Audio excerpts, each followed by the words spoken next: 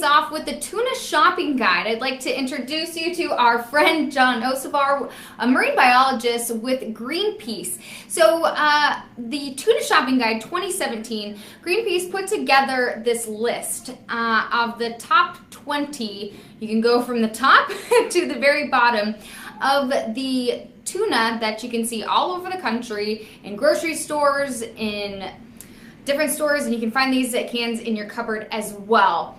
Rank them from best to worst, really looking into sustainable tuna and different products. So I'd like to talk to you, John, just a little bit about the list that you put together, and let's start off by why you are doing this.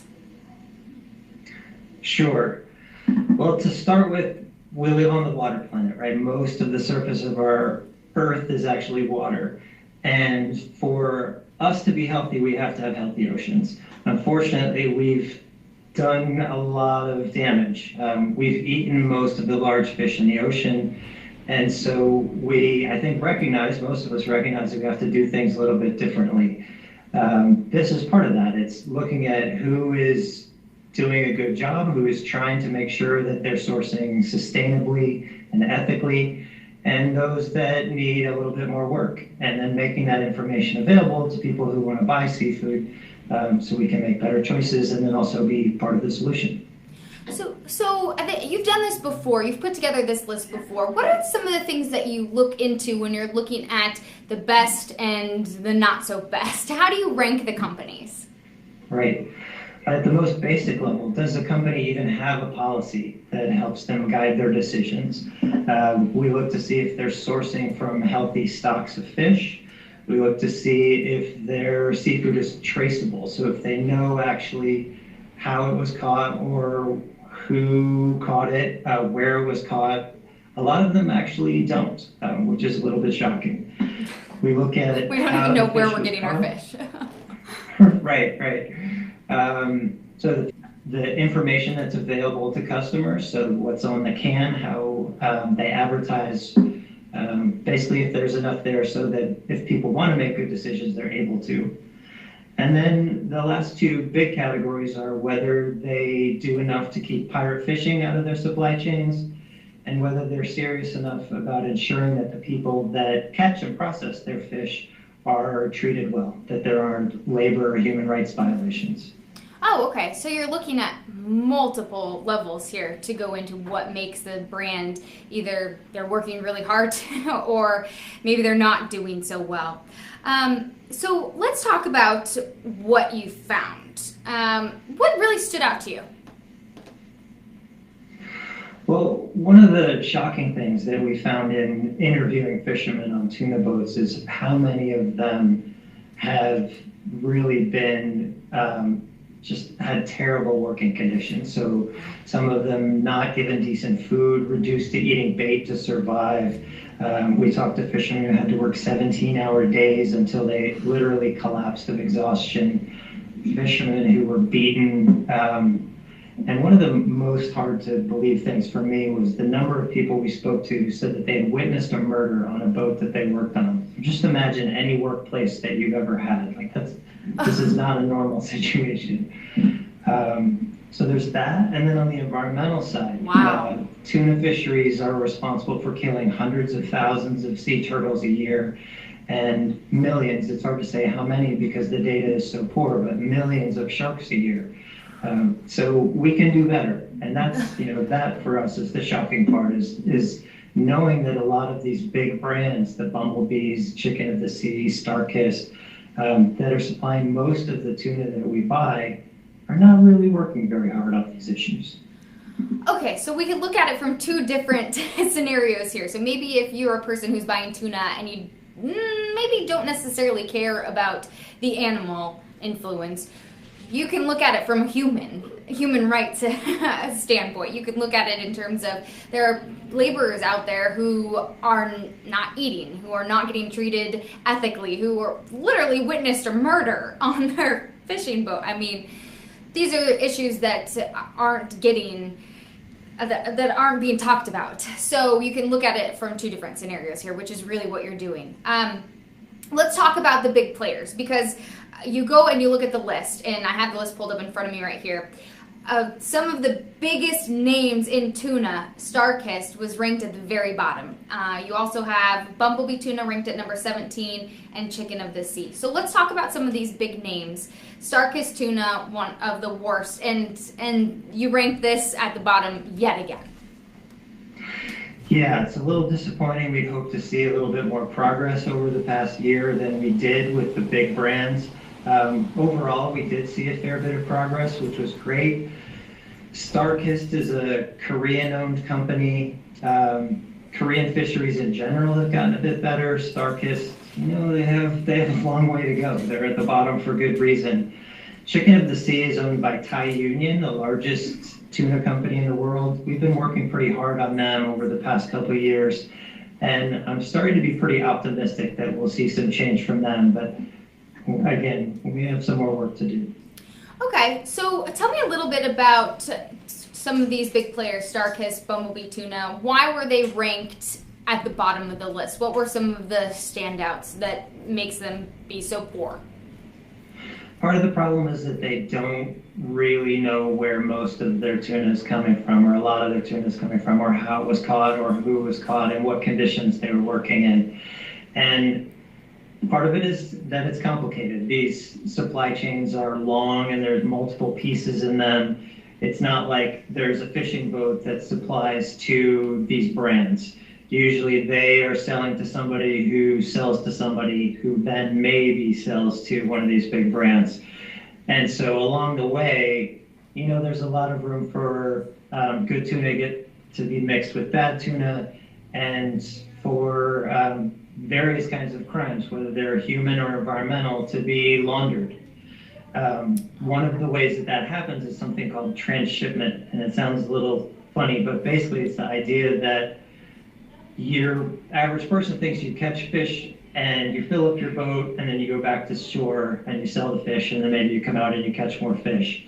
With these boats, they're fishing so far offshore that instead of going back into port, they hand over their fish to another boat and they just stay out and keep fishing. Wow. So environmentally, it's bad because they're fishing 24 hours a day, 365 days a year. For people, they're really stuck on these boats. Some people have been literally trapped on these fishing boats for over a year without any chance to escape. And this is part of why these brands don't really know what's going on, because all this stuff gets mixed together and laundered through transshipment at sea.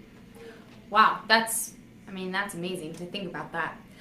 Let's move to the middle of the road. I'm trying to think of some of these brands that we would have around here in Rhode Island. A Target brand, for example, was ranked at number 12. You have that on the border between poor, it's in that red zone, into the yellow. Talk about brands that kind of are on that border between doing okay but can still get better. Right. So generally making a little bit more effort. They have a clear sense of where their tunas come from, probably paying a little bit more attention to the suppliers, using more trusted suppliers. They are putting policies in place that guide their decisions in the right direction. And oftentimes they're making more information available to their customers, making it easier for people to say, okay, this is something that fits my values that I'm going to be comfortable buying. Okay. And let's move up to the top of the list. So you had essentially a tie for first place, Wild Planet and American Tuna. Let's talk a little bit about those two companies and really what set them apart and what made them number one on your list. These are small tuna brands that are really tuna companies. So they are much, much closer to the fishermen involved. They would know personally some of the captains on these boats. It's a really different business model than something like Bumblebee or Chicken of the Sea, where there are literally thousands of boats that could be supplying tuna. They have no idea who some of them are. So that's, it's a really different model. And there are questions about whether it's scalable, whether we can feed as many people that way. I think we can. It just takes a different mindset than what we've traditionally seen from the big tuna brands. Yeah. And you also had Whole Foods in there at number 3, Whole Foods chunk white albacore tuna. And I found it interesting because, we think of Whole Foods as a big company, but they're doing something with a positive impact. It's true. They made a pretty big announcement this year that they were going to have all of their tuna sustainable, and that would fit our criteria too, by next year. And there is no other supermarket chain that's doing anything like that yet. We've seen a lot of progress from some of them, like Hy-Vee, they're based in the Midwest, a couple others. But so far, as far as supermarkets goes, Whole Foods is really leading the way on canned tuna. So let me ask you this. What can we look for as a consumer? We have the list in front of us and we're looking to make a positive difference on whatever side it is. What can we do as a consumer to encourage change in the tuna industry? That's a great question. So part of it is using this to make better decisions, right? You can go into most big retailers at this point and find a brand that is at least not awful.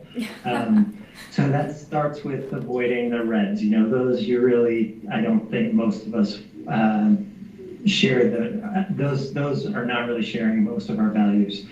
But I think beyond that, we can start to let these companies know what we think. And so at our website, if you just look for Greenpeace Tuna Guide, that will also give you a link to a petition so you can tell Chicken of the Sea, hey, we would like better tuna than this. I think that's a pretty important step that people can take. And then also for the past 10 years or so, we've been assessing supermarket chains more broadly on their seafood.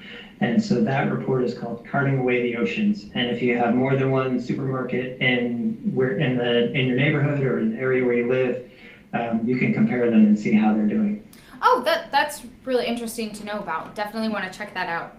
And let's talk a little bit more about the purchasing aspect, because, a lot of people look at canned tuna and they think about it as a feasible way to get healthy nutrition at a low cost. So, I was looking at some of these cans of tuna, and Wild Planet, it actually wasn't super expensive. It was ranged anywhere from around $3. The American tuna was over $5. So for people who still want to have tuna and look at it for a low cost option, do you foresee people being able to make that change? $5 to $6 for a can of tuna, that's asking a lot when some people are paying 89 to 90, 89 cents to $1.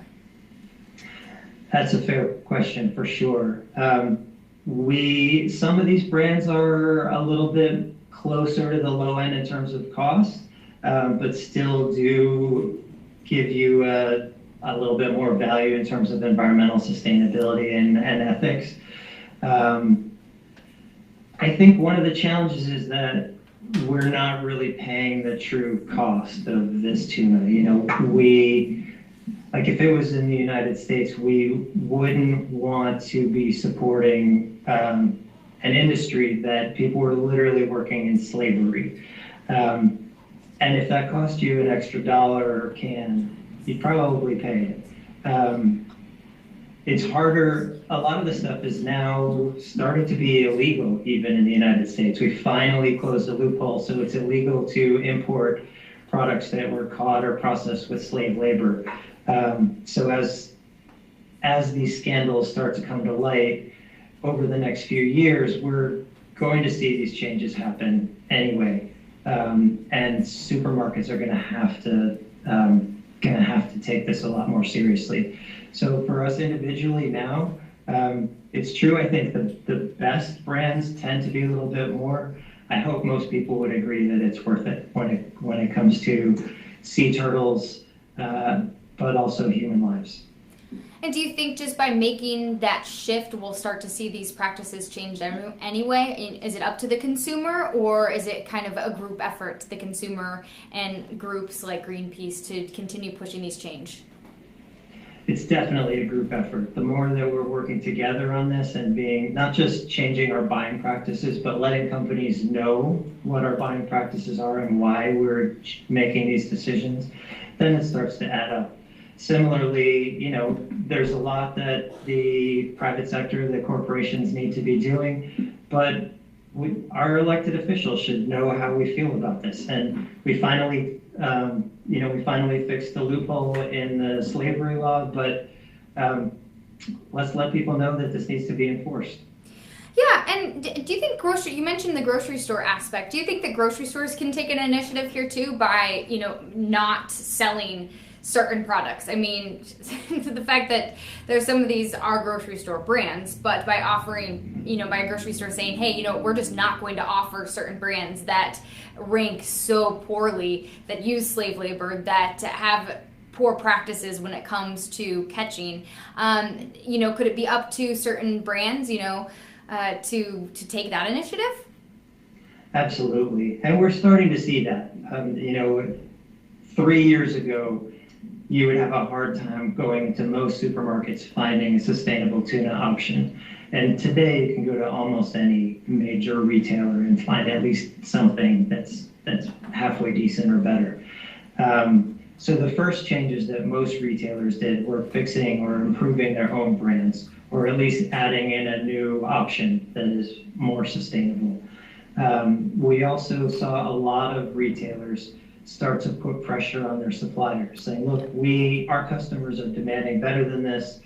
It's not like we want to drop you, but you've got to help us out and meet us halfway. We want better tuna than this. And that's made a big difference, and it's still making a difference. We're in negotiations with several of these companies now, and this kind of engagement from retailers really makes a difference.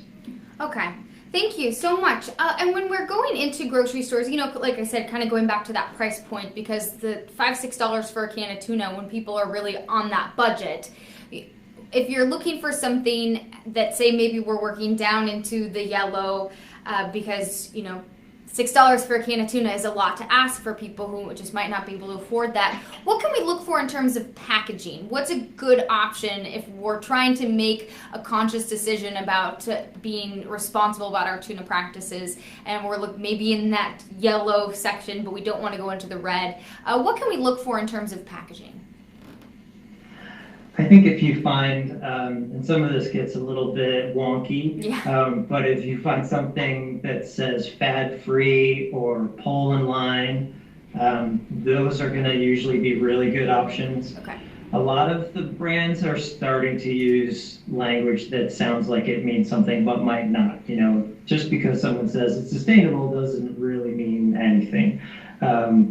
Ocean Naturals, if you can find it, is one of the more affordable, decent products. But the Whole Foods, American Tunas, Wild Planet, I think they're working on their price also. Great. That's great. This has all been super educational and really appreciate it, John.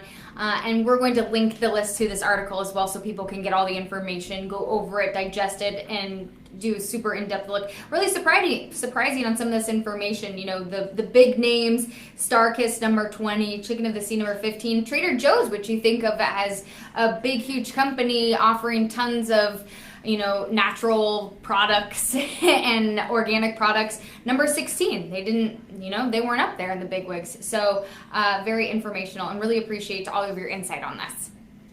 Well, thanks. Really good to talk to you. It was great to speak with you as well. Keep us informed, and look forward to speaking with you sometime soon. We appreciate your time.